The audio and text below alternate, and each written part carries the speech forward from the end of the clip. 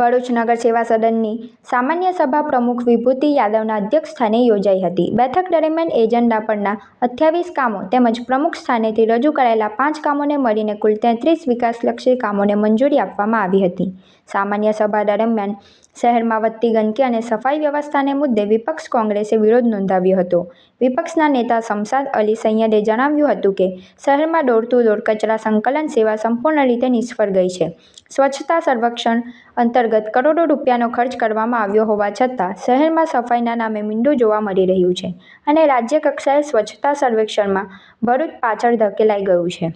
ખાસ કરીને ભરૂચ શહેરના અંદર જે રીતે ડોર ટુ ડોરની સર્વિસ છે એ કહી શકાય કે જે એના વર્ક ઓર્ડર પ્રમાણે 30 દિવસની સર્વિસ હોય છે કચરો લેવાની, એ 27 લાખ રૂપિયા નગરપાલિકા દર મહિને ચૂકવે છે. તે છતાં પણ ડોર ટુ ડોર દરેક વિસ્તારના અંદર બિલકુલ નિષ્ફળ છે. 2-3 દાડાના આશરે વિસ્તારોના અંદર કચરો લેવા જાય છે અને સાથે સાથે જે રીતે સ્પોટના ઉપરથી કચરાની જે કચરા ભરવાની કામગીરી પણ એ ડોર ટુ ડોરની છે, એ કામગીરી પણ ડોર ટુ ડોરના કોન્ટ્રાક્ટર દ્વારા કરવામાં આવતી નથી.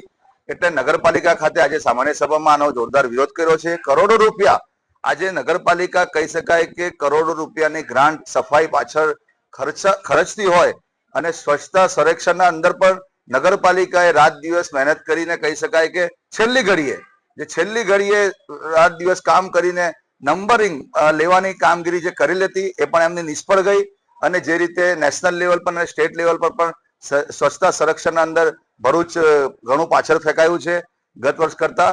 એવી જ રીતે ભરૂચના અંદર જે બીજી સમસ્યાઓ છે એ સમસ્યાનો ઉપર પણ આજે નગરપાલિકાની સામાન્ય સભામાં ચર્ચા કરી છે. બાયપાસ વિસ્તારના અંદર જે રીતે ડિવાઈડરના વચ્ચેના જે સ્ટ્રીટ લાઇટના પોલ તૂટી ગયા છે તે પણ અમારા સાથી સભ્યોએ એની પણ વિરોધ કરીને રજૂઆત કરેલી છે કે તાત્કાલિક એને નાખવામાં આવે સ્ટ્રીટ લાઇટના પોલો. એની સાથે સાથે જે ભરૂચ નગરપાલિકાની આજની સામાન્ય સભામાં વિવિધ મુદ્દાઓ પર ચર્ચા થઈ હતી.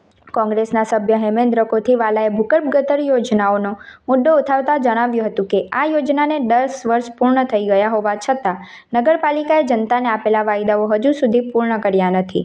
ભરૂચ નગરપાલિકા દ્વારા જે પ્રમાણે ભૂગર્ભ ગટર યોજનાની યોજના આવી હતી એ યોજનાને આજે સંપૂર્ણ 10 થી 12 વર્ષ થવા આવ્યા છે, છતાં પણ એ કાર્ય અધૂરું છે. સાથે સાથે જે 40 MLD નો પ્લાન્ટ નાખવામાં આવેલો હતો કે ભરૂચ નગરપાલિકાની જે ગટર યોજના છે એના દ્વારા સમગ્ર નેટવર્ક નાખીને 40 MLD પાણી પહોંચાડીશું અને 40 MLD પાણી આપ્યા પછી એને કોઈ કંપનીમાં અમે રિસાયકલિંગ કરી અને એને અમે વેચીશું અને 1 કરોડની વાર્ષિક આવક નગરપાલિકાએ ઠરાવ દ્વારા સત્તા પક્ષે કરી હતી. સાથે સાથે આજના મુદ્દે એ પણ એવું કહેવું છે કે જે પણ નેટવર્ક નાખેલું છે અને જે મિની પમ્પિંગ સ્ટેશનો આજે પણ ઉભરાય છે એટલી માત્રામાં ઉભરાય છે કે મહિનામાં 4 થી 5 વાર ઉભરાય છે અને એનું મેન્ટેનન્સ કરવું હોય તો કોને કહેવું, કેમ કે એજન્સીઓ એટલી બધી બદલાઈ ગઈ છે.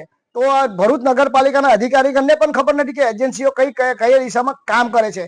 જે નેટવર્ક શહેરી વિસ્તારમાં નાખેલું છે, સોસાયટીઓમાં નાખેલું છે, આજે એના પણ જોઈન્ટ્સ હજુ બાકી છે અને ખુલ્લે આમ એ જ ગટર યોજના એ જ શૌચાલયો આજે પણ બહાર જાય છે અને ખારકુવા પણ બહાર ઉભરાઈ રહેલા છે. તો મારે આ નગરપાલિકાના સત્તાધીશોને કહેવું છે કે આ યોજના ક્યારે પૂરી થશે. વિપક્ષના આરોપોને જવાબ આપતા ભરૂચ નગર સેવા સદનના પ્રમુખ વિભૂતિ યાદવે જણાવ્યું હતું કે ભરૂચ શહેરનો ચારે તરફ ઝડપી વિકાસ થઈ રહ્યો છે, જે જોઈને કોંગ્રેસ બોખલાઈ ગઈ છે અને તેથી જ સામાન્ય સભામાં ધમપછાડા કરી રહી છે. એજન્ડામાં 28 મુદ્દા હતા અને 5 મુદ્દા અધ્યક્ષસ્થાનના હતા. ભરૂચના વિકાસના કામોની અનેક રીતે ચર્ચા થઈ છે અને આવનાર દિવસોમાં ભરૂચને હજુ વિકાસશીલ અને વિકસિત ભરૂચ બનાવીશું એ અમારી જવાબદારી છે. જેમ કે મક્તમપુર આઉટગ્રોથ વિસ્તારમાં 8 કરોડનું ટેન્ડર પણ અમે કરી દીધું છે. સ્ક્રેપની ગ્રાન્ટનું પણ ટેન્ડર થઈ ચૂક્યું છે. એ ટેન્ડરો ખુલે એટલે તરત જ અમે ભરૂચ શહેરમાં કામોનો શરૂઆત કરીશું. જેવી રીતે આજે કોંગ્રેસના સભ્યો ઉછળતા હતા, ભરૂચ જેવી રીતે વિકાસની ગતિ ઝડપી કરી રહી છે તેમાં કોંગ્રેસ બોખલાઈ ગઈ છે એટલે ગમે તે રીતે ધમપછાડા કરી રહી છે. અરે કેમ શું થયું? તારા મોઢા પર કેમ 12 વાગ્યા છે? અરે જવા દે ને, કેટલી મહેનત કરીને મમ્મી માટે ડિનર સેટ લાવી અને મમ્મી કહે કે નકરું પ્લાસ્ટિક લઈને આવી છે, હવે એક્સચેન્જ કરાવીને સ્ટીલનું ડિનર સેટ લાવવા કહે છે. હા તો એમાં શું થયું? સ્ટીલનું લઈ આવો. અરે જવા દે ને, ક્યાંથી સ્ટીલનું લાવું? આજકાલ સ્ટીલના વાસણો ક્યાં સારા મળે છે? કાં તો એ કટાઈ જાય, ફાટી જાય કે છેલ્લે કઈ નહીં તો વળી જાય. હવે સ્ટીલના વાસણો નહીં ફાટે, વળે કે નહીં કટાય, ભરૂચમાં સ્ટીલની કોઈ પણ વસ્તુ ખરીદવી હોય તો ભરોસો માત્ર એક જ સ્થળ, વર્ષોથી વિશ્વાસપાત્ર નર્મદા ઇન્ડસ્ટ્રી. વાવ, આ તો બહુ હેવી અને સારી ક્વોલિટીનું સ્ટીલ લાગે છે. પણ આ બધી વસ્તુઓ પર ડિસ્કાઉન્ટ મળશે ખરું?